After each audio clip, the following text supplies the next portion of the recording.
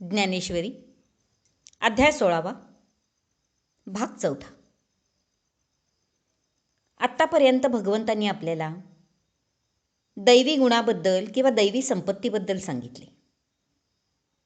आता आसुरी संपत्तीसुद्धा किती भयंकर आणि नुकसान करणारी आहे तिच्याबद्दल भगवंत सांगत आहेत.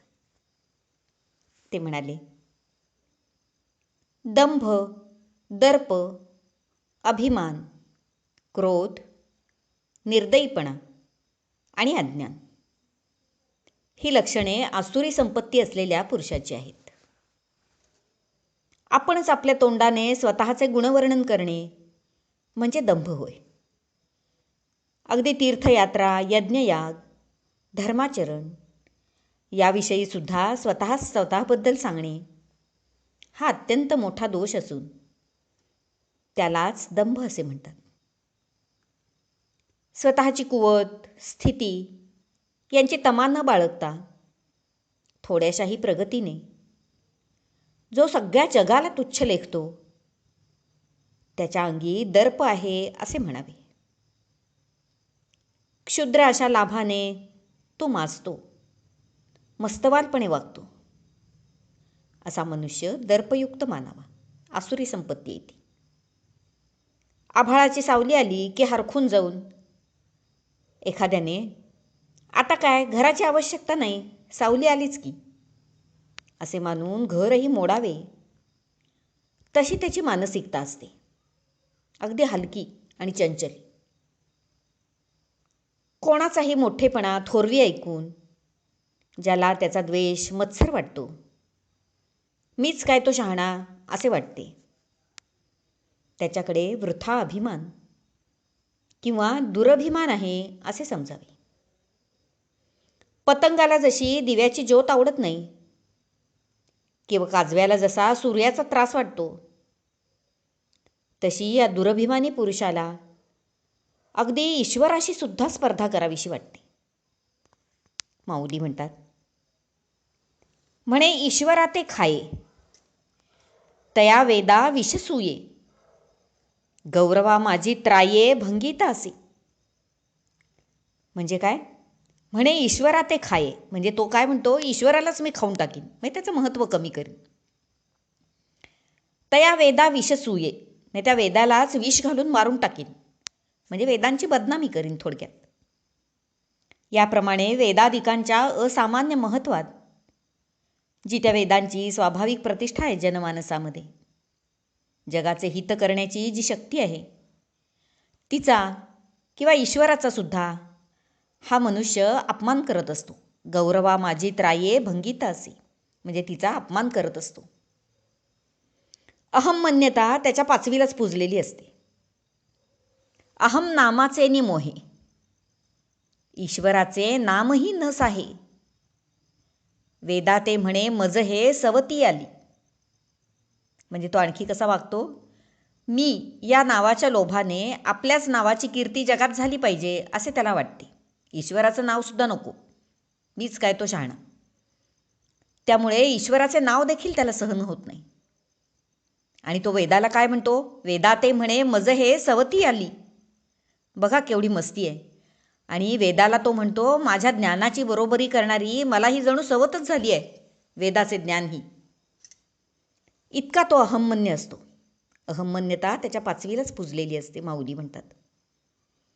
इतरांचे सुख पाहून जो अंतरात जळत राहतो आणि क्रोधाविष्ट होऊन स्वतःचेच नुकसान करून घेतो, तो क्रोधी आहे असे म्हणावे. एखादा मनुष्य वागण्या बोलण्यात इतका कठोर असतो की त्याचे बोलणे म्हणजे जणू विषारी बाणच, आणि मन इतके विषारी की जणू सर्पाचे वारूळ. त्याच्या सगळ्या क्रिया इतरांसाठी दुःखदायकच होतात. अशा पुरुषाला निर्दयी किंवा निष्ठुर म्हणावे. आता अज्ञानी कसा ते जाणून घेऊ. हे सगळे आसुरी संपत्तीचे हे दुर्गुण आहेत. दगडाला जसे उष्ण अथवा थंड असा भेद कळत नाही, किंवा जन्मांधाला रात्र दिवस यातला फरकच कळत नाही, कसा कळावा. किंवा स्वयंपाकाच्या भांड्यांना त्यात गोड रस आहे की कडू आहे हे कळत नाही. त्याप्रमाणे बरे वाईट यातला फरक न कळणे, विचार नसणे, याला अज्ञानीपणा म्हणतात. असे हे 6 दोष म्हणजे आसुरी संपत्ती होय. विद्युत अग्नी, दावाग्नी आणि वडवाग्नी हे तिन्ही प्रकारचे अग्नी जर भडकले तर जसा सगळ्या विश्वाचा ग्रास करतात किंवा हे सगळे त्रिभुवनसुद्धा त्यांना पुरे पडत नाही, तसे हे आसुरी संपत्ती रूपी 6च दोष असले तरी दैवी संपत्तीच्या सगळ्या गुणांचा ते नाश करतात. वास्तविक दैवी संपत्तीचे गुण भरपूर आहेत आणि हे आसुरी संपत्तीचे 6च आहेत, पण ते दैवी संपत्तीच्या सगळ्या गुणांचा अगदी नाश करून टाकतात. कफ, पित्त, वात अशा 3 दोषांची दृष्टी झाली असता जीवावर बेतत असते. पण त्या त्रिदोषांच्या दृष्टीपेक्षा सुद्धा हे 6 आसुरी दोष अधिक मातब्बर आहेत. त्याने मनुष्याचे अकल्याणच होते.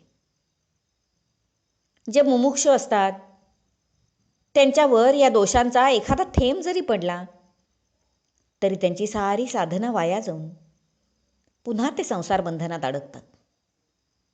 अशा आसुरी संपत्तीने युक्त जे असतात त्यांचे अधःपतन होते. दैवी संपत्ती जवळ असणे ही मोक्षाला कारण होते, तर आसुरी संपत्ती जीवाला बंधनात अडकवणारी लोखंडाची साखळी किंवा साखळदंडच आहे. अर्जुना, अशी आसुरी संपत्ती आपल्यात आहे की काय असे तुला कदाचित भय वाटेल हो, पण घाबरू नकोस. तू चांगल्या दैवी गुणांचा वारसा घेऊनच जन्माला आला आहेस. भाग्य तुझे. ही मनुष्यसृष्टीसुद्धा दैवी आणि आसुरी अशा 2 प्रकारची आहे.